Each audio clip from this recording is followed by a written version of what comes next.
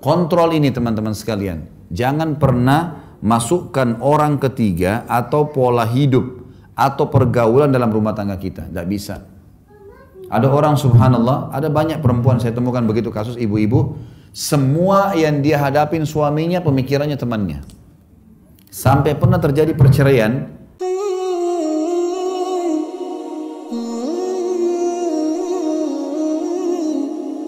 Kontrol pergaulanmu. 99,9%, teman-teman sekalian, rumah tangga rusak karena pergaulan. Penyebab utamanya ini. Ibu-ibu banyak teman sama temannya ini suaminya lebih kaya. Ditarik ke retorika kehidupan itu di dalam sini. Suami kita cuma mampu memang belinya begini. Ranjang yang bisa dibeli 5 juta, yang sana beli ranjang 150 juta, nggak bisa ketemu. Kalau tarik itu ke sini bakal kacau semua. Gitu kan? Si laki-laki lihat istri temannya selalu berpenampilan seperti A atau B atau C. Istrinya tidak seperti itu. Dia mau tarik itu ke sini, susah, nggak bisa. Mungkin fisiknya pasangan kita seperti ini.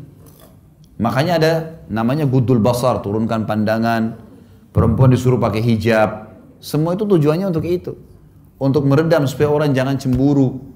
Kontrol ini teman-teman sekalian. Jangan pernah masukkan orang ketiga atau pola hidup atau pergaulan dalam rumah tangga kita. Tidak bisa.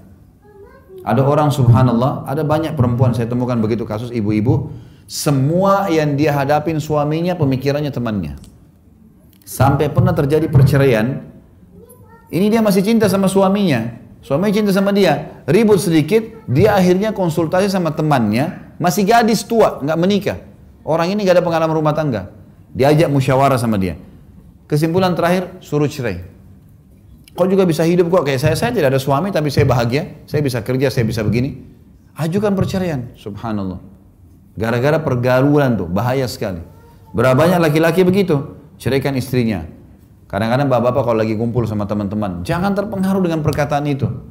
Nih, yang pulang duluan nih berarti takut sama istrinya nih. Kuat-kuatan nunggu di situ sampai jam 12 sampai jam 1. Ngapain? Untuk apa? Pulang lebih enak sama istri, ngobrol, bisa bercumbuan, bisa makan sama-sama. Ngapain dulu sama teman-teman habisin waktu tuh? Tapi ini pergaulan, bahayanya di situ. Dia akhirnya dipancing-pancing untuk itu. Gitu kan? Ini baru habis antar istri ke rumah sakit. Wah, suami yang tidak punya wibawa. Loh, kok bisa? Istri sakit. Utsman bin Affan itu tidak ikut berperang loh di perang Badar. Kenapa? Karena istrinya Ruqayyah sedang sakit. Anak Rasulullah SAW sampai Nabi bilang, jangan kau ikut Utsman, urus istrimu. Disuruh istrinya urus. Betul anak Nabi SAW, tapi tidak dianggap aib. Tidak jadi jihad gara-gara istrinya sakit. Bukan aib itu. Kenapa harus kita merasa malu dengan mengantar istri, dengan menemani dan seterusnya? Kenapa harus merasa malu karena seorang istri tunduk sama suaminya? Asma binti Abi Bakar radhiyallahu anha berkata, saya sangat bakti dengan Zubair, suaminya. Sampai saya menyiapkan makanannya, minumannya, pakaiannya, air yang dia pakai, yang saya bawa dari jarak jauh, dari sumur. Zaman sekarang sudah tinggal buka keran selesai. Dulu Asma binti Abi Bakar ini memikul dengan punggungnya, bawa air untuk suaminya mandi. Dan saya mengurus anak-anaknya, serta menggantikan sepatu kudanya. Jadi sangat luar biasa itu. Dan mereka tidak merasa aib dengan itu. Karena dia kejar ridhonya Allah di sini. Bagaimana memaksimalkan pasangan dalam masalah ini? Jadi kontrol pergaulan. Ingat, kata Nabi SAW, Al-mar'u adini khalili, seseorang sesuai dengan agama temannya.